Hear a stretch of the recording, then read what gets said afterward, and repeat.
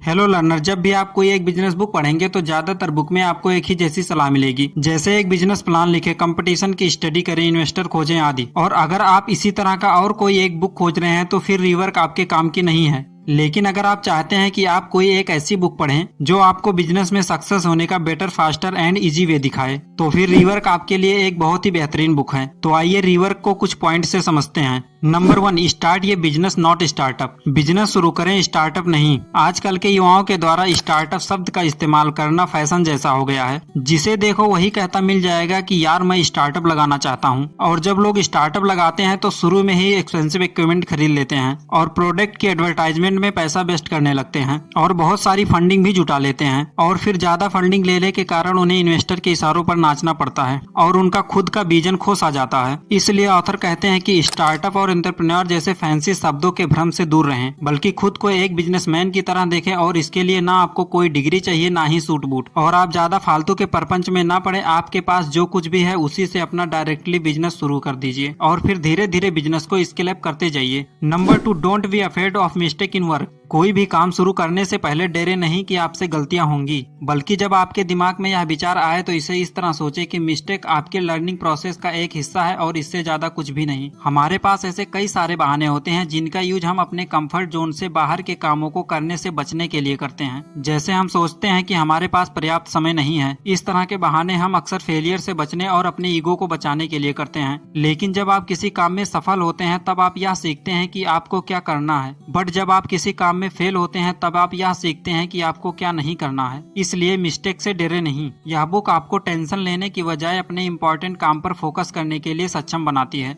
Number 3, start at the epicentre. जब भी कभी आपको बिजनेस स्टार्ट करना हो तो एपिसेंटर से स्टार्ट करें, जिसका मतलब है कि जरूरी चीज पर फोकस करें। जैसे अगर आपको रेस्टोरेंट शुरू करना है तो सबसे जरूरी चीज कौन सी होगी? टेस्टी फूड या शानदार फर्नीचर? ये बात तो सबको पता है कि फूड अच्छा होना चाहिए, तो यह फूड ही एपिसेंटर हुआ। आपको तो पता ही होगा कि अगर फूड आइटम अच्छी हो तो लोग सड़कों के किनारे से भी खरीद के खाते हैं। लेकिन ज्यादातर लोग उल्टा करने लग जाते हैं। वो एपिसेंटर पर ध्यान न देकर दूसरी फालतू के चीजों पर ध्यान देने लगते हैं। जैसे रेस्टोरेंट की डेकोरेशन पर खूब सारा पैसा खर्च कर देंगे, जबकि उन्हें वह पैसा अच्छे शेफ और फूड क्वालिटी पर खर्च करना चाहिए। मान लीजिए अगर आपको एक घर बनाना है तो सबसे पहले आप क्या करोगे? तो सबसे पहले आप बेसिक स्ट्रक्चर बनाएंगे। फैंसी लाइट और फर्नीचर तो बात की बात है। इसलिए पहले मेन आइटम पर फोकस कीजिए, तभी आपका बिजनेस सफल होगा।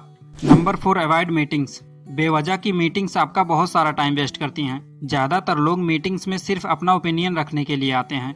वे दिखाना चाहते हैं कि वे बहुत महान सोचते हैं। इस तरह के मीटिंग्स का कोई मतलब नहीं निकलता, सिर्फ टाइम वेस्ट होता है। इसलिए आप जो जरूरी मीटिंग हो सिर्फ वही अटेंड करें और मीटिंग शुरू होने से पहले ही उसका टाइम डिसाइड कर लें कि इतने समय तक ही मीटिंग चलेगा और उस टाइम के अंदर ही मीटिंग खत्म कर लें।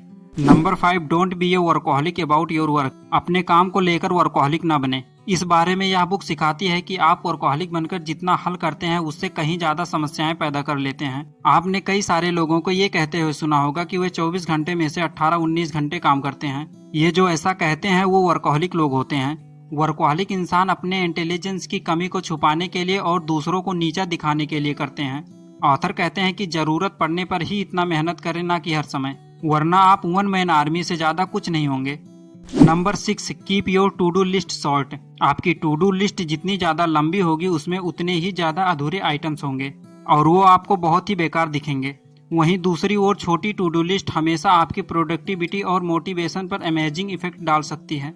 इसलिए ऑथर कहते हैं कि अपनी लंबी टू डू लिस्ट को छोटा कर लें। इसका प्रभाव यह होगा कि जब भी आप छोटी तस्वीर को देखेंगे तो आप ज्यादा प्रोग्रेस करते हैं, या उस बड़ी तस्वीर को घूरने और उससे भयभीत होकर डिमोटिवेट होने से कहीं ज्यादा बेहतर होगा। इस किताब को Jason Fried and David Hansson ने लिखा है। इस किताब के बारे में अमेरिका के जाने माने इन्वेस्टर मार्क क्यूवन ने कहा था कि अगर उनके सामने 2 लोग हों और उसमें से एक ने एमबीए किया हो और दूसरे ने रीवर्क किताब पढ़ी हो तो वे उसे चूज करेंगे जिसने रीवर्क पढ़ी होगी। तो लर्नर, इससे आपको इस किताब का इम्पोर्टेंस समझ में आ ही गया होगा। यह एंटरप्रेन्योर के लिए पढ़ी जाने वाली एक बहुत ही बेहतरीन बुक है। सो लर्नर, अगर आपके पास बुक पढ़ने का टाइम नहीं है तो इस तरह के अमेजिंग बुक समरी के लिए चैनल को सब्सक्राइब जरूर करें, क्योंकि इस चैनल पर आपको बेस्ट बुक समरी और नॉलेजफुल वीडियो मिलती रहेंगी। Thanks for watching.